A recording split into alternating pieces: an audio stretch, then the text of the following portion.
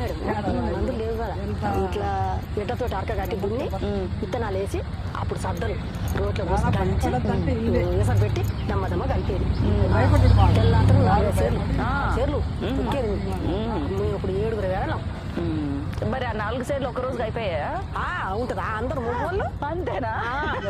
ఇంత పెట్టుకునేది అప్పుడు మరి ఏముంది పచ్చడి ప్రాగు కొట్టుకుంటాం ఇది సల్ల పుట్టు పోసుకోవటం గంజి పోసుకోవడం తావాలి అప్పుడు ఏ కూరలు ఉన్నాయి అన్నీ అక్కుని పావులో పెడితే పావుసేరు పాలు అప్పుడు ఆ రోజు 5 పైసలు పెడితే నూనె ఇంత నూనె కొంచెం మంచిది ఇప్పటి వాళ్ళకి అన్ని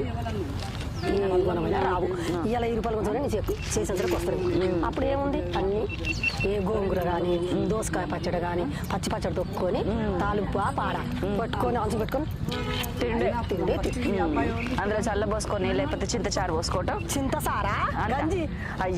అది కూడా చింతచారు కూడా దిక్కులేదు కొంచెం నీళ్ళు పోసుకొని పచ్చడి